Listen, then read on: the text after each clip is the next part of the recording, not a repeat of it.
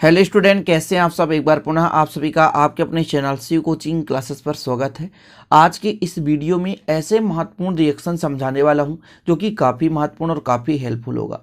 Class 12 chemistry NCERT chapter 11 का है। आपका जो बनाने का विधि था, एल्कोहल बनाने का विधि, उसको मैंने कंप्लीट करा दिया है।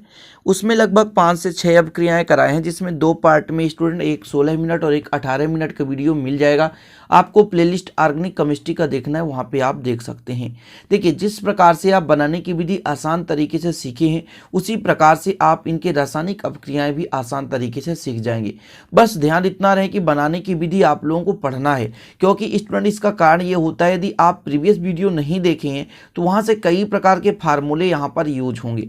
जैसे ethyl alcohol, Mithil alcohol, methanol, ethanol, ये शब्द आ गए तो आपके माइंड में फिट होना चाहिए कि इसका फार्मूला क्या होता है। इसलिए आशा और उम्मीद है कि आप पिछला वीडियो भी देख लेंगे, यदि नहीं देखी हैं तो चलिए शुरू करते हैं। वीडियो को अंत तक देखना, मजा आने वाला है आज के इस सेशन में। तो आज का पहला रासायनिक अपक्रिया है स्टूडेंट, सक्रिय धातुओं से क्रिया। सक्रिय मतलब क्रियाशील धातु, जैसे सोडियम है, पोटेशियम है, मैग्नीशियम है या एल्यूमिनियम है, इनके साथ क्रिया कराएंगे। तो चलिए क्रिया कराते हैं। तो थोड़ा सा लिखना है कि एल्कोहल सक्रिय धातुओं से क्रिया कर एल्का ऑक्साइड बनाते हैं। एल्का ऑक्साइड, जैसे आपके पास सोडियम है, सोडियम एल्का ऑक्साइड बना लेगा, अर्थात सोडियम जैसे एथीन है तो एथा ऑक्साइड बना लेगा। तो आप जब अपक्रिया कराओगे तो सब समझ में आएगा। तो एल्का ऑक्साइड क्या, वो भी अपन समझेंगे। एवं हाइड्रोजन गैस मुक्त करता है। क्या मुक्त करता है? हाइड्रोजन गैस मुक्त करता है। जैसे ध्यान दीजिएगा, जैसे आपके पास यहाँ पर है स्टूडेंट आर है और इसके साथ OH जुड़ा है, मतलब ये एल्कोहल है। इसकी क्रिया यदि करा दें सोडियम से, किससे करा दें? सोडियम से। तो ध्यान दीजिएगा, यहाँ से हाइड्रोजन निकलता है और ऑक्सीजन के साथ सोडियम जुड़ जाता है। अब हाइड्रोजन मुक्त करता है तो H2, लेकिन यहाँ पर तो सिंगल हाइड्रोजन है, इसलिए हाफ H2 कर दिए। ये हो गया, ये आपका हो गया क्या? आपके पास ये एल्किल ऑक्साइड है, मतलब यहाँ पर स्टूडेंट हाइड्रोक्साइड है, अर्थात ये है आपका एल्कोहल। सोडियम से क्रिया करके सोडियम एल्का ऑक्साइड, एल्किल से बनता है एल्का ऑक्साइड। अब देखिए, इसका कुछ नाम आप सीखोगे तभी आपसे बन पाएगा।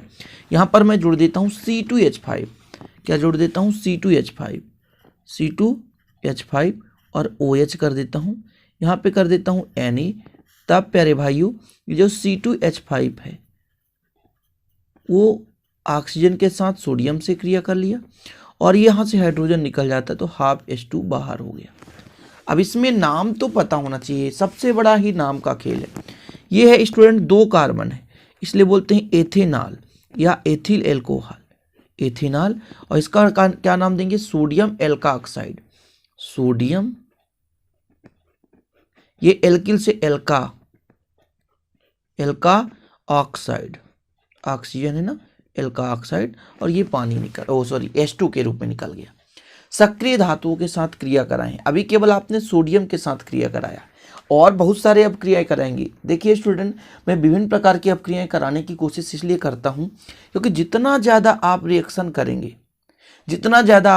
करेंगे उतना ही ज़्यादा आपसे ये याद रहेगा, उतना ही ज़्यादा आपसे बनेगा।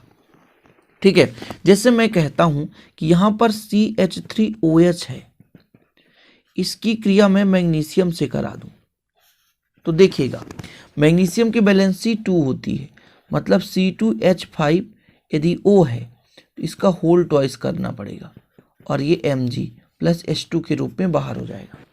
होल ट्वाइस किए इधर, इसलिए 2 का मल्टीप्लाई करना पड़ेगा क्योंकि 2 अणु लेना पड़ेगा। अब यहाँ पर H2 जो है बाहर हो गया, तो अब ये आपका बैलेंसी कंप्लीट। अब आप कहोगे सर यहाँ तो सिंगल रहता था, यहाँ होल ट्वाइस क्यों कर दिए? क्योंकि मैग्नीशियम 2 पॉजिटिव होता है और ये 2 निगेटिव होता है। ध्यान रहे, मैग्नीशियम 2 पॉजिटिव होता है, ये 2 निगेटिव होता है। ठीक है, ये आपका मैग्नीशियम एथॉक्साइड है, मैग्नीशियम एथॉक्साइड, इसका नाम मैग्नीशियम डाई एथॉक्साइड कह सकते हैं आप। ठीक है, मैग्नीशियम एथॉक्साइड। तो आप यहाँ पर लिख दीजिए मैग्नीशियम एथॉक्साइड ही कहें, बस एथॉक्साइड। ठीक है, मैग्नीशियम एथॉक्साइड हो गया, या तो आप ऐसा कह सकते हैं मैग्नीशियम डाई एथॉक्साइड। ओके, चलिए ये हो गया आपका। और ये क्या था स्टूडेंट? मेथेनॉल।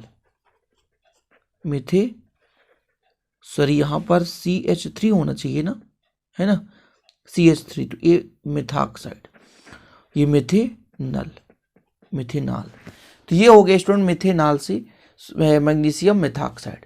यहाँ पर मैग्नीशियम है, डाई भी लिख सकते हो, ठीक है, लेकिन डायरेक्ट भी लिख सकते हो, जैसे एल्यूमिनियम हाइड्रोक्साइड AlOH का होल थ्राइस होता है। इसी प्रकार से यहाँ पर एक मैग्नीशियम हो गया और ये मेथाक्साइड यदि C2H5 लेते तो एथाक्साइड हो जाता। ऐसे छोटी मोटी थोड़ी बहुत गलती है, इसके लिए सॉरी, यहाँ पर मैंने गलत लिख दिया था, CH3 लिया था तो यहाँ पे CH3 ही होगा। ऐसे आप कोई भी रिएक्शन करा सकते हो, सोडियम ही नहीं, लिथियम ले लो, पोटेशियम ले लो, जैसे मैं यहाँ पर पोटेशियम लेकर करा देता हूँ। पोटेशियम, तो यहाँ पर C2H5 ले लिया और OH ले लिया, पोटेशियम की क्रिया करा दिया, तो ये पोटेशियम ऑन पॉजिटिव होता है, तो C2H5O यानी पोटेशियम आपका ये 2 कार्बन है, तो एथाक्साइड और हाफ H2 बाहर हो गया। तो इस प्रकार से जरूरी नहीं है कि एक ही आप अपक्रिया कराएं, बहुत सारे अपक्रिया कराते हैं, जिससे आपको है ना समझ में आएगा कि वास्तव में अपक्रिया होता कैसे है। तो पहला नंबर कंप्लीट। तो चलिए अब करते हैं कुछ महत्वपूर्ण, जैसे हाइड्राइड के साथ क्रिया, एमाइड के साथ क्रिया और ग्रिग्नार्ड अभिकर्मक से क्रिया। तो यहाँ दूसरे नंबर पे स्टूडेंट थोड़ा सा समझना है कि क्वेश्चन कैसे आ सकता है। इसका क्वेश्चन ऐसे आएगा कि एल्कोहल की क्रिया आप कराओ धातु हाइड्राइड से, एमाइड से, ग्रिग्नार्ड अभिकर्मक से। ये 3 ही नहीं देंगे, अन्य और 2 देंगे, तो ऐसे क्वेश्चन इससे पूछा जाएगा। ये क्वेश्चन नहीं पूछा जाएगा कि धातु हाइड्राइड की क्रिया किन किन से होती है, ऐसा नहीं, सीधा सा पूछा जाएगा एल्कोहल की क्रिया धातु हाइड्राइड से, एमाइड से, अभिकर्मक से, ग्रिग्नार्ड अभिकर्मक से क्रिया कराना है। तो यहाँ पर मैं तीनों चीज़ों को 3 रिएक्शन के माध्यम से समझाऊंगा। तो सबसे पहले अपन लेते हैं किसका, कोई भी धातु हाइड्राइड ले लो, जैसे आप एल्कोहल के रूप में ले लो C2H5OH, ये आपका क्या है, एथिल एल्कोहल। एथिल एल्कोहल की क्रिया सोडियम हाइड्राइड से करा दो, कोई भी धातु हाइड्राइड होना चाहिए। तो ये क्रिया करके क्या बनाएगा, तो ध्यान दीजिएगा, ये आपका यहाँ पे हाइड्रोजन है, तो हाइड्रोजन निकल जाएगा और सोडियम यहाँ पे जुड़ जाएगा, तो C2H5ONA हो गया, और इसमें भी H और H क्रिया करके H2 बाहर निकाल दिया, मतलब हाइड्रोजन निकल गया। अब इसका नाम बताएं, तो आप यहाँ पे पढ़े हैं एथेनॉल या एथिल एल्कोहल। एथेनॉल से आपका बन गया सोडियम, क्या बन गया, सोडियम, ठीक है, तो एथाक्साइड, क्या बन गया प्यारे भाई, सोडियम एथाक्साइड, ठीक है, सोडियम एथाक्साइड या सोडियम एल्काक्साइड है, इसलिए आप यहाँ पर एथाक्साइड कर दी, क्योंकि एथीन जुड़ा हुआ है। यहाँ पर भी जैसे मेथीन था तो मेथाक्साइड, यहाँ पर एल्काक्साइड लिखा, लेकिन यहाँ पर आप जोड़ सकते हो पहले नंबर पे एथाक्साइड लिख सकते हो, सोडियम एथाक्साइड, एथ से एथाक्साइड, 2 कार्बन है इसलिए एथाक्साइड। तो ये आपका बन गया पहला नंबर रिएक्शन। एल्कोहल की क्रिया हमने धातु हाइड्राइड, कोई भी धातु हाइड्राइड ले सकते हो, जरूरी नहीं कि सोडियम हाइड्राइड ही लो। ओके स्टूडेंट, समझ रहे हैं ना, जैसा कि आपसे क्वेश्चन पूछा जाएगा तो इस प्रकार से आप आसानी से कर पाओगे। अगला नंबर क्रिया करा देते हैं, जैसे सोडियम एमाइड यानी सोडामाइड से क्रिया, तो C2H5OH है, सोडामाइड से, एमाइड धातु एमाइड से कराना है तो NaNH2, एमाइड का फार्मूला होता है NH2 जुड़ा हो तो एमाइड होता है, सोडामाइड हो गया ये, सोडामाइड से क्रिया करेंगे। देखिए क्या बनाएगा, यहाँ से H निकालो और Na जोड़ दो तो C2H5ONA हो गया, प्लस यहाँ से H निकला, NH2 था तो अमोनिया बना लेगा NH3, ठीक है, फिर से वही आपका बन गया, ये है सोडामाइड,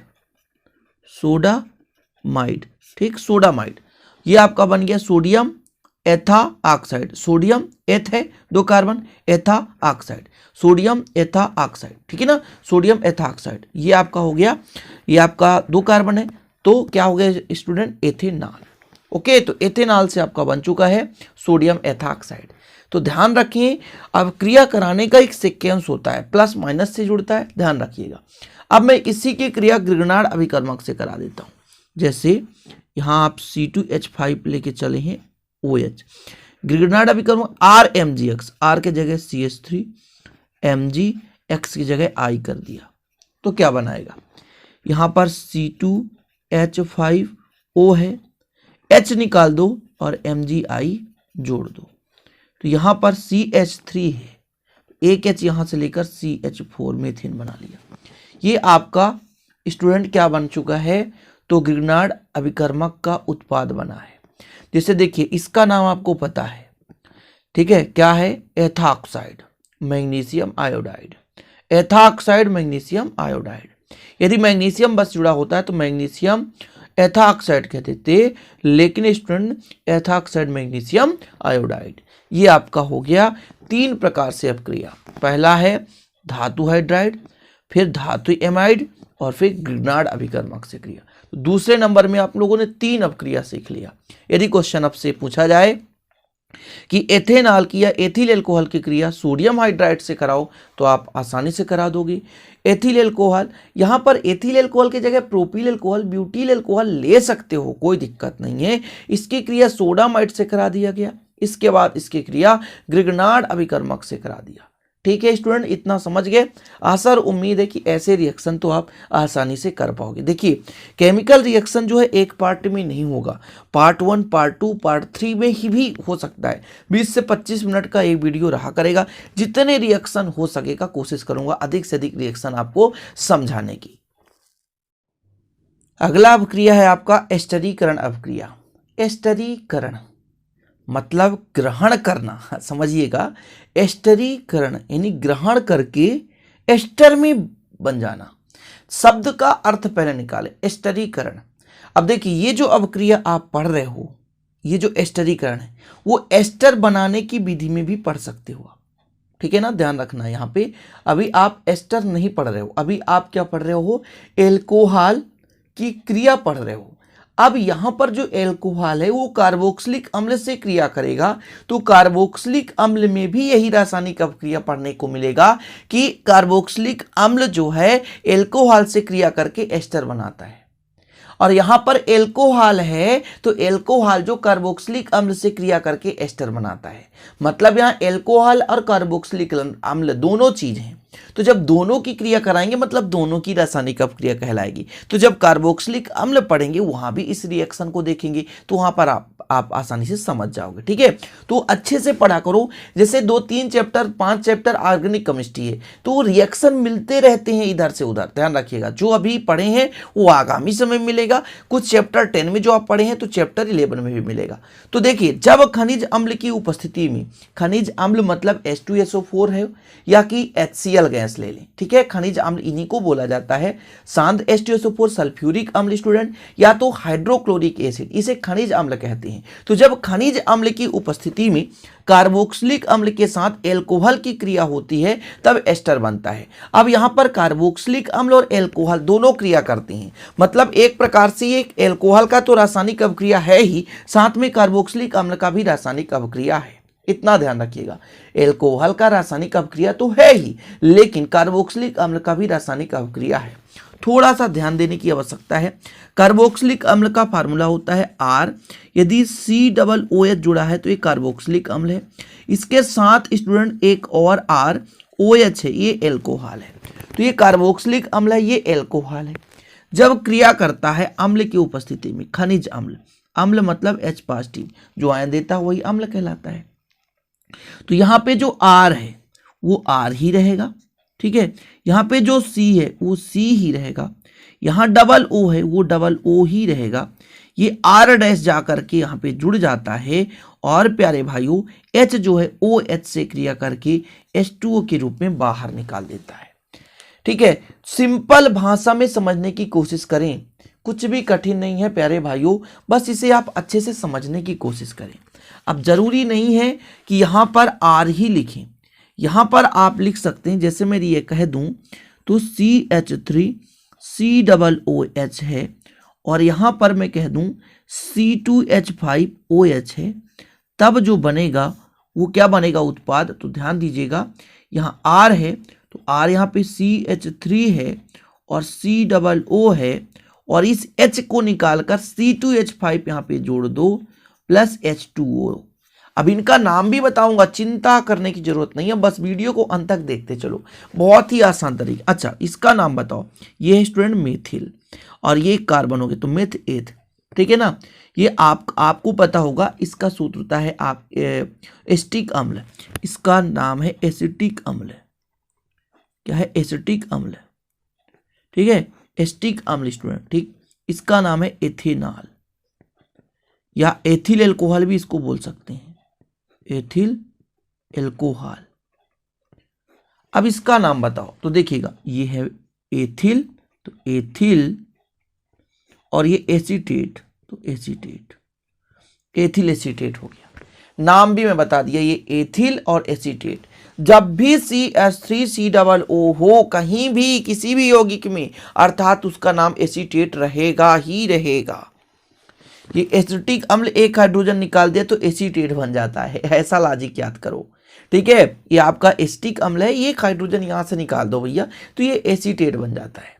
अच्छा, एथिल H के पास जाकर जुड़ गया तो ये तो आपका एथिल था, और ये एसीटेट तो एथिल एसीटेट। तो हमने कार्बोक्सिलिक अम्ल की क्रिया किससे करा दी भैया, एथेनॉल से, एथिल एल्कोहल से, तो क्या बन गया एथिल एसीटेट। अच्छा, एस्टर बना कि नहीं बना, RCOOR, RCOOR मतलब COOR तो पहचान ही है एस्टर का, तो ये एस्टर बन गया, तो एस्टरीकरण अपक्रिया कहला गया। सिंपल तरीका, समझ गए ना स्टूडेंट। एस्टरीकरण, एस्टरीकरण मतलब एस्टर बनना या एस्टर के रूप में जुड़ना। ठीक है ना, इतना क्लियर हो गया। अब एक और यहाँ पे थोड़ा सा मैं आपको समझाने की कोशिश कर रहा हूं कि एल्कोहल है आपके पास, जैसे प्राइमरी है, फिर सेकेंडरी है, टर्सरी है, तो ज्यादा एस्टरीकरण किस में होगा, तो प्राइमरी में ज्यादा एस्टरीकरण होता है, द्वितीयक में थोड़ा कम और तृतीयक में और कम। ये सीक्वेंस आ जाता है। जैसे कभी आप IIT JEE मेंस का एग्जाम देंगे तो वहां पर यदि कह देगा कौन सा क्रम सही है, फिर आपका दे देगा एस्टरीकरण में कौन सा क्रम सही है, तो ध्यान दीजिएगा ये सबसे ज्यादा तीव्र रिएक्शन करता है, एस्टर बनाता है। CH3CH2 ये भी आपका प्राइमरी ही है लेकिन थोड़ा सा धीरे हो जाता है। फिर यदि CH3 का होल ट्वाइस कर दें, क्योंकि यहाँ पे CH है तो एक H निकल जाएगा OH, तो ये थोड़ा और कम हो जाता है। फिर स्टूडेंट यहाँ पे हम लिख देते हैं CH3 का होल थ्राइस और COH। ठीक है, 3 यहाँ पे जुड़े हुए हैं, तो सबसे ज्यादा एस्टर ये बनाता है, फिर इससे कम ये, फिर इससे कम ये, सबसे कम ये। तो ये क्रम है, एस्टरीकरण बनाने का क्रम है। ठीक है ना, तो ये हो गया एस्टरीकरण कंप्लीट, एस्टरीकरण कंप्लीट। अभी एक और आज इसमें देखेंगे एसीटिलीकरण। ये एस्टरीकरण था, एसीटिलीकरण करेंगे, थोड़ा सा सब्र करिए, मजा आने वाला है, अंत तक देखते रहिए। तो चलिए देख लीजिए एसीटिलीकरण, एसिटिल समूह का जुड़ना, एसिटिलीकरण एसिटिल समूह का जुड़ना, और इसमें भी एसीटेट बनता है। एस्टरीकरण का ही रूप है एसिटिलीकरण, बस इसमें एसिटिल समूह COCl समूह जोड़ेंगे। क्या जोड़ेंगे प्यारे भाई, COCl समूह जोड़ेंगे। लेकिन यह जो क्रिया है क्षारीय उत्प्रेरक की उपस्थिति में होता है, जैसे आप पिरिडीन ले लें, एनिलीन ले लें, डाइमेथिल एनिलीन ले लें, यह है क्षारीय उत्प्रेरक। तो क्षारीय उत्प्रेरक की उपस्थिति में एल्कोहल की क्रिया कराते हैं किससे, अम्ल क्लोराइड या अम्ल एनहाइड्राइड से। ठीक है ना, यानी क्लोराइड स्टूडेंट एसिटिल समूह COCl यदि जोड़ देंगे, एसिटिलीकरण एसिटिल समूह का जोड़ना, सिंपल भाषा में समझे।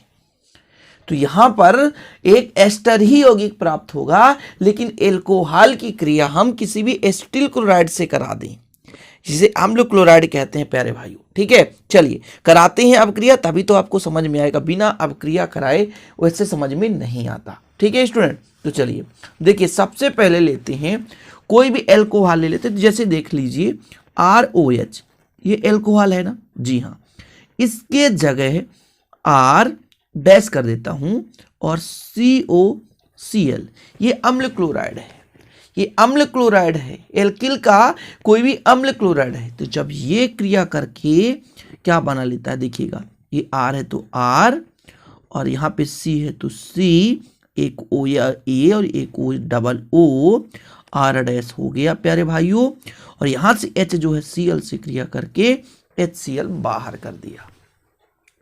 देख लो, अम्ल क्लोराइड हमने लिया था, हमने अम्ल क्लोराइड लिया था। अब देखिए बेहतरीन ढंग से आप समझें, यदि यहां पर जोड़ दें C2H5OH, तो इसका नाम आप बताओ कि क्या, एथिल एल्कोहल।